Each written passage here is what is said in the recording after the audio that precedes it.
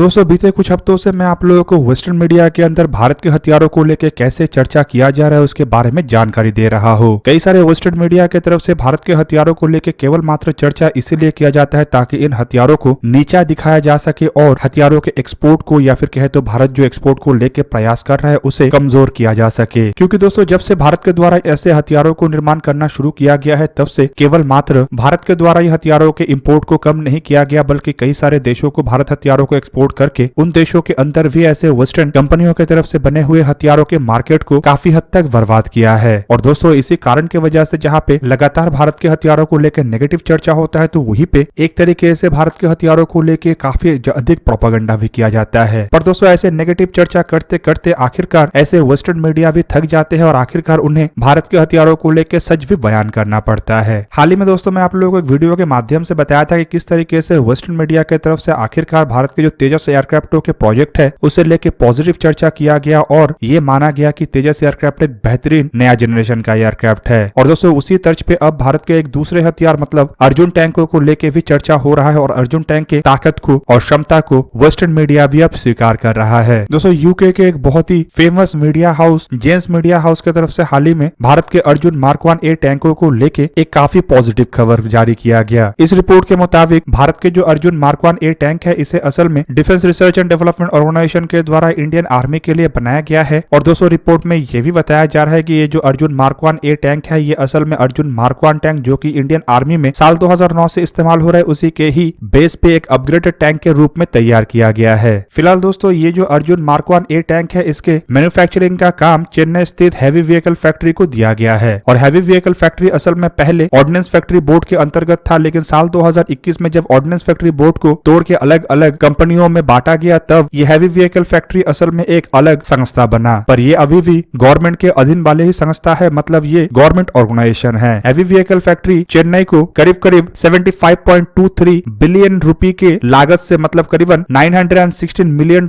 के लागत से सितंबर 2021 में 118 अर्जुन मार्क 1A टैंकों को निर्माण करने को लेकर कॉन्ट्रैक्ट दिया गया। अब दोस्तों इस कॉन्ट्रैक्ट के मुताबिक कॉन्ट्रैक्ट के ऊपर हस्ताक्षर होने के 30 महीने के बाद हैवी व्हीकल फैक्ट्री चेन्नई की तरफ से इन व्हीकलों की डिलीवरी शुरू किया जाना है और उसके बाद हर साल 30 करके ऐसे टैंकों का डिलीवरी इंडियन आर्मी को किया जाएगा। और माना जा रहा है कि 30 करके टैंकों की डिलीवरी के साथ ये सभी टैंकों की डिलीवरी साल 2027 तक पूरा हो जाएगा। दोस्तों अगर 30 महीने के बाद पहले टैंक को डिलीवर किया जाना है तो इसके मुताबिक मार्च 2024 में भारत को अपना पहला अर्जुन मार्क 1A टैंक मिलेगा। दोस्तों यहाँ पे टैंक की डिलीवरी और टैंक के कॉन्ट्रैक्ट को लेके ही जेम्स मीडिया हाउस के इस रिपोर्ट में चर्चा नहीं किया गया बल्कि टैंकों में क्या क्या इंप्रूवमेंट लाया गया है और किस तरीके से ये टैंक एक बेहतरीन टैंक है उसका भी चर्चा किया गया। जेम्स मीडिया हाउस के इस रिपोर्ट के मुताबिक इंडियन मिनिस्ट्री ऑफ डिफेंस की तरफ से जो अर्जुन मार्क 1A टैंकों को खरीदा गया है ये असल में एक एनहांस परफॉर्मेंस वाले टैंक है और अर्जुन मार्क 1 के मुकाबले में काफी अधिक फायर पावर, मोबिलिटी, सर्वाइविलिटी और करीब करीब 72 नए फीचर्स के साथ है। दोस्तों अर्जुन मार्क 1A टैंकों में करीबन 72 बदलाव के बाद ही अर्जुन मार्क 1A टैंकों को तैयार किया गया है। और दोस्तों इस कारण की वजह से टैंकों के वजन में भी थोड़ा बढ़ोतरी हुआ है लेकिन टैंकों के परफॉर्मेंस में भी काफी बढ़ोतरी हुआ है। रिपोर्ट के मुताबिक ये जो नए टैंक है इसमें कंप्यूटर कंट्रोल फायर कंट्रोल सिस्टमों को लगाया गया है और ये दिन और रात दोनों ही समय काम कर सकता है। और इसमें एक नया कमांडर्स पैनोरामिक साइट मार्क 2 का इस्तेमाल किया गया है। ऑटोमेटिक टारगेट ट्रैकिंग से शुरू करके रिमोट कंट्रोल वेपन स्टेशन और इफेक्टिव मजल रेफरेंस सिस्टम को भी इसमें लगाया गया है। फिलहाल दोस्तों अगर देखा जाए तो अर्जुन मार्क 1A टैंक कई सारे मामलों में मॉडर्न मेन बैटल टैंकों से भी बेहतरीन है पर इन टैंकों के जो सबसे बड़ा खामी है वो है इसका वजन। आपके जानकारी के लिए बता दूं कि भारत के द्वारा बनाया हुआ टैंक का वजन काफी अधिक है जिस कारण कई सारे ऐसे क्षेत्र, कई सारे ऐसे रोड और ब्रिजेस है जिसे ये टैंक पार नहीं कर सकता। पर अगर इन टैंकों के बनावट के कारण और डेवलपमेंट के इतिहास को देखा जाए तो बेसिकली इन टैंकों को भारत की तरफ से तब डिजाइन करना शुरू किया गया था जब भारत को यह महसूस हुआ कि अमेरिका पाकिस्तान परस्त में F-16 के जैसे अपने एब्राम टैंकों को भी पाकिस्तान को दे सकता है। अब दोस्तों अमेरिका के एब्राम टैंकों को एक समय दुनिया के सबसे ताकतवर तरीन टैंक के रूप में देखा जाता था और काफी भारी भरकम इन टैंकों को मार गिरा पाना लगभग नामुमकिन था। हालांकि दोस्तों इन टैंकों के पास भी काफी बेहतरीन क्षमता था जो कि दूसरे टैंकों को पलक झपकते ही तबाह कर सकता है। और दोस्तों इराक के लड़ाई में यह भी साबित हुआ था कि किस तरीके से एब्राम टैंकों ने T-72 जैसे टैंकों को चींटी के जैसे मसल दिया। और दोस्तों तब भारत के पास सबसे बेहतरीन टैंक के रूप में T-72 टैंक था और इसी कारण भारत को एक ऐसे टैंकों का आवश्यकता था जो एब्राम टैंक के वार को झेल सके। और दोस्तों इसी को ही देखते हुए अर्जुन टैंकों का डेवलपमेंट किया गया और अर्जुन टैंक में सबसे अधिक महत्व प्रोटेक्शन के ऊपर दिया गया जो कि एब्राम टैंक के वार को झेल झेल सके। और शायद इसी कारण की वजह से अर्जुन टैंक इतना भारी है, पर अब नए टेक्नोलॉजी को इसमें अडॉप्ट करके इन टैंकों के मोबिलिटी और कई सारे फीचर्स को इंप्रूव किया गया है, जिसके कारण अब पूरा दुनिया में अर्जुन मार्क 1A जैसे टैंकों का चर्चा हो रहा है। अब दोस्तों भारत इस टैंक के डेवलपमेंट के सक्सेस को इस्तेमाल करके FMVT मतलब फ्यूचरिस्टिक मेन बैटल टैंकों के प्रोजेक्ट को भी आगे बढ़ाएगा, जो कि करीबन 1700 नए जनरेशन के टैंक के डेवलपमेंट को लेके है और शायद आने वाले समय में ये टैंकों की संख्या और बढ़े।